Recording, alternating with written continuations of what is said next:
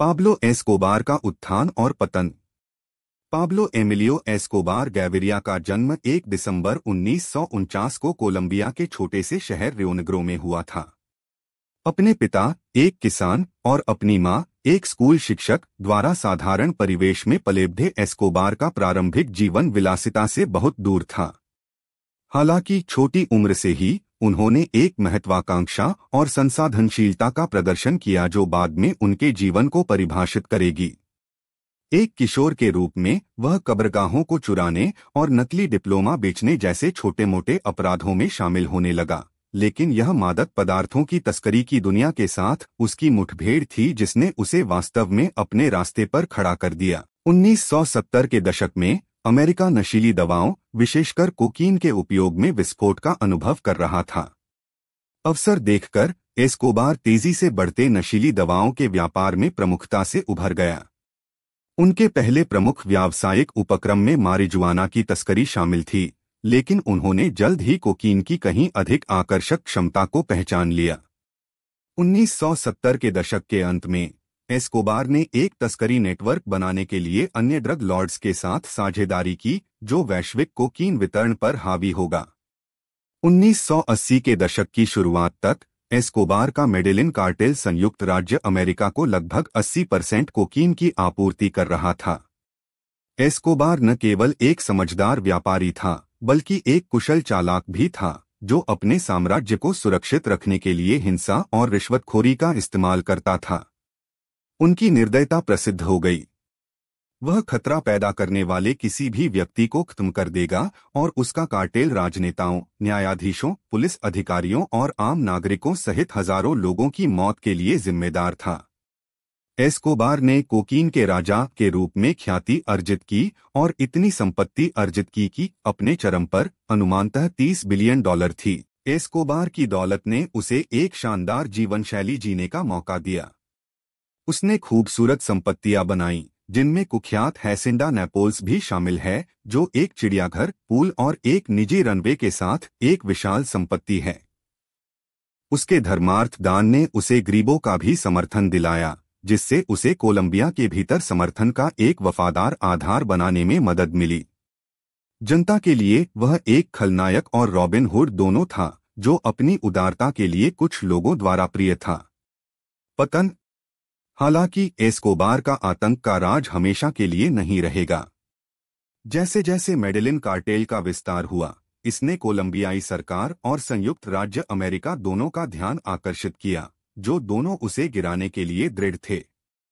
Escobar की हिंसक रणनीति, जिसमें वाणिज्यिक विमानों पर बमबारी, अधिकारियों की हत्या और यहां तक कि बोगोटा शहर में एक इमारत को उड़ाना शामिल था, ने अंतर्राष्ट्रीय समुदाय का ध्यान आकर्षित किया। ड्रग एनफोर्समेंट एडमिनिस्ट्रेशन (DEA) के नेतृत्व में अमेरिकी सरकार ने उसे रोकने के लिए आक्रामक अभियान शुरू किया। 1991 तक बढ़ते दबाव का सामना करते हुए एस्कोबार ने एक समझौते के तहत कोलंबियाई अधिकारियों के सामने आत्मसमर्पण कर दिया, जिसके तहत उसे अपनी खुद की जेल ला कैथेड्रल बनाने की अनुमति दी गई, जो एक पारंपरिक जेल की तुलना में एक आलीशान रिट्रीट थी। वहां से एस्कोबार ने अपना कार्टेल चलाना जारी रखा, लेकिन कोलंबियाई सरकार को जल्द ही एहसास हो गया कि वे स्थिति पर नियंत्रण नहीं कर पा रहे हैं। एस्कोबार का जेल में समय कम ही रहा।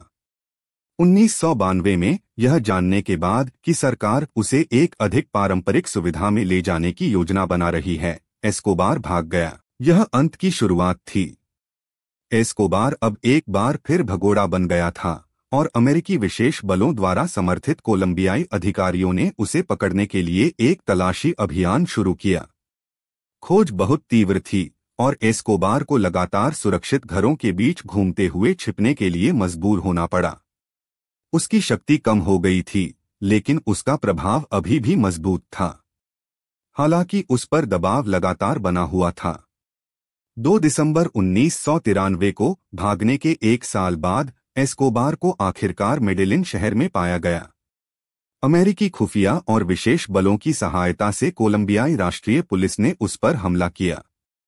जैसे ही एस्कोबार ने पड़ोस की छतों पर भागने का प्रयास किया, उसे पुलिस ने गोली मार दी और मार डाला। उसकी मौत ने कोलंबिया में हिंसा और भय के एक युग का अंत कर दिया, लेकिन उसके कार्यों से हुए नुकसान ने देश पर एक स्थायी निशान छोड़ दिया। विरासत। पाब्लो एस्कोबार की विरासत जटिल है।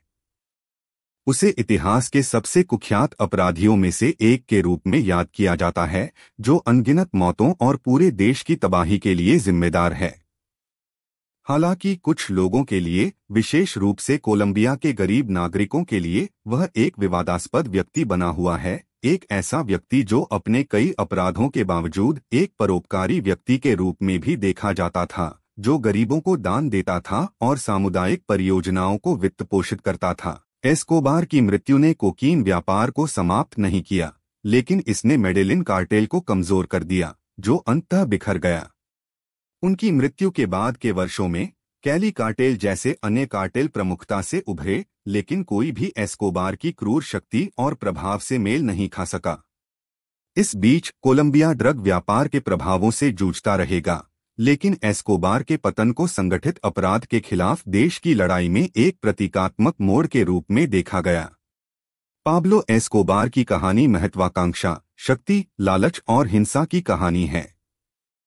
एक छोटे शहर के लड़के से लेकर दुनिया के सबसे शक्तिशाली ड्रग माफिया तक, उसका उत्थान और पतन संगठित अपराध के इतिहास में सबसे दिलचस्प अध्यायों में से एक है।